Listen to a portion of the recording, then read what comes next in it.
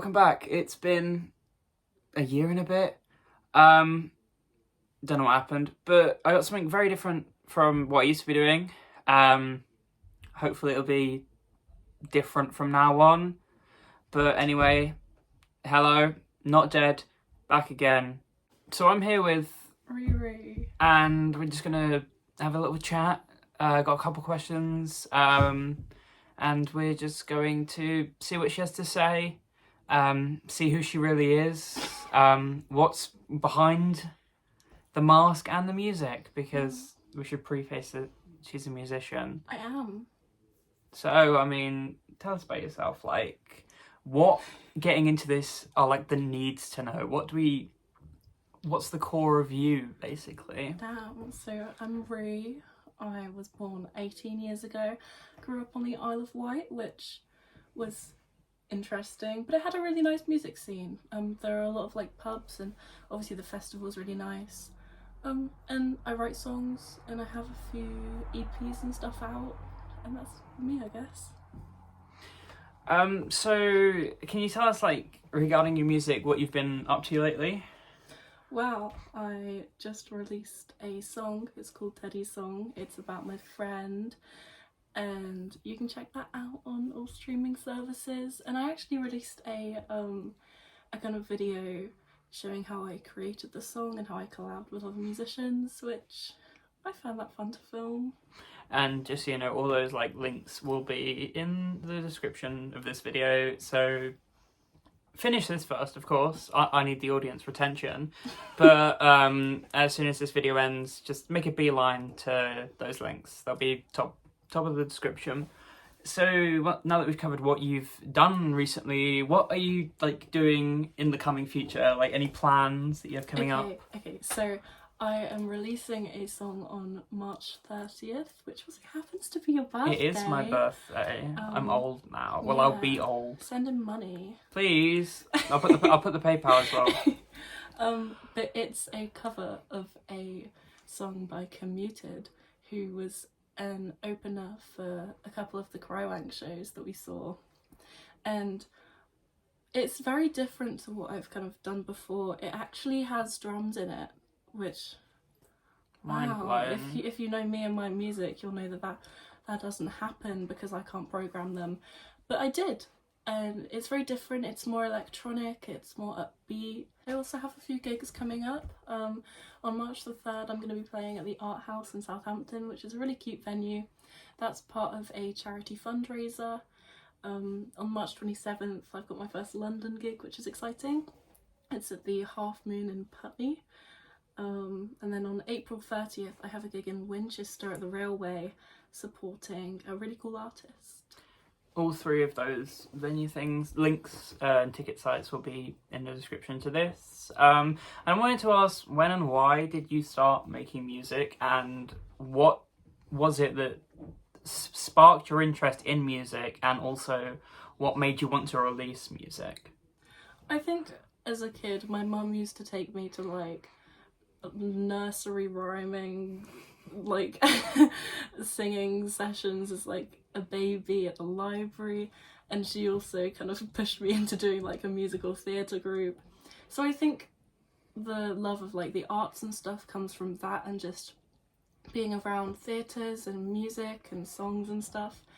But I started writing proper songs when I was like 13 or 14 and picked up the piano and ukulele.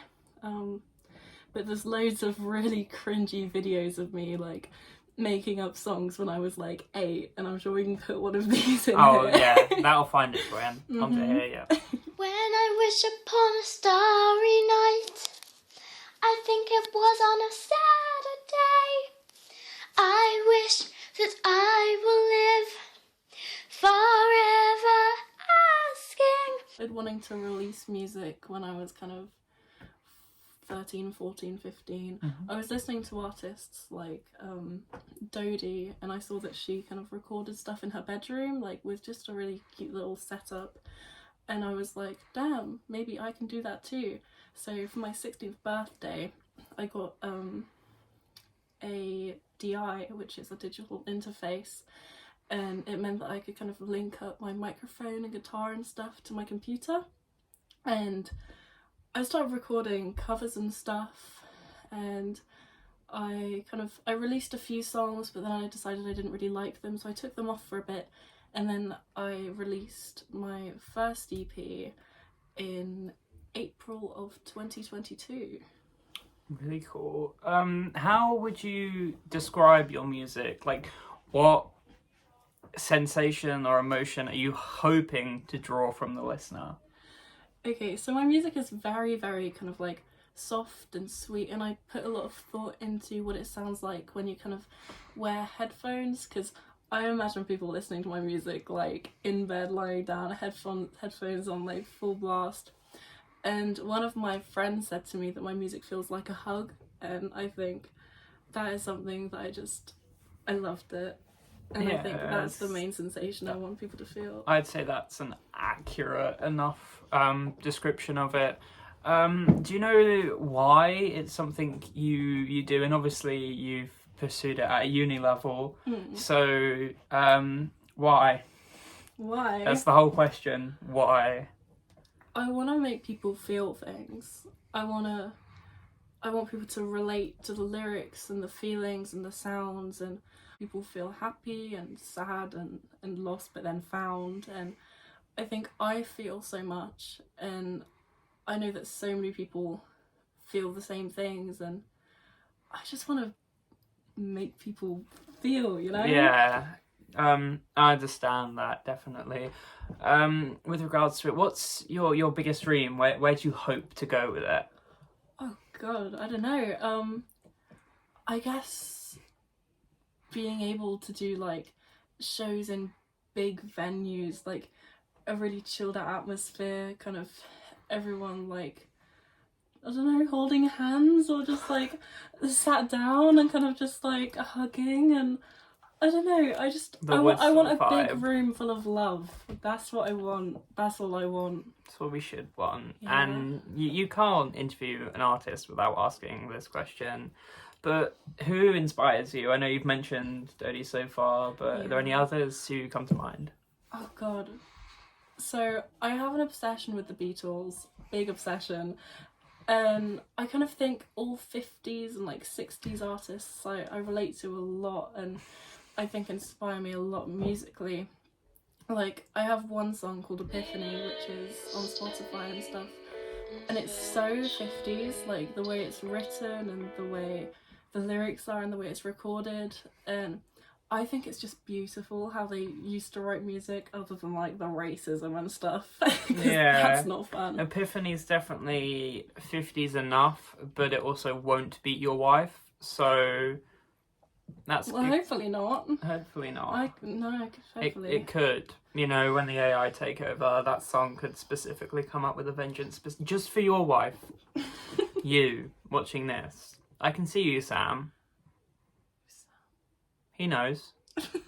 Anyway, other than the Beatles, anyone else? I think probably like the Beach Boys, the Velvet Underground, definitely. Like the way they kind of, the lyrics and the softness of it, I think, in some of the songs, like some of them. Some of them, like Sunday Morning, for example. That's a really good song, and I feel like if that wasn't written by them, it would have been written by me. Ah. See, when you say Velvet Underground, the first song that came to my head was Sister Ray, and I was like, yes, soft.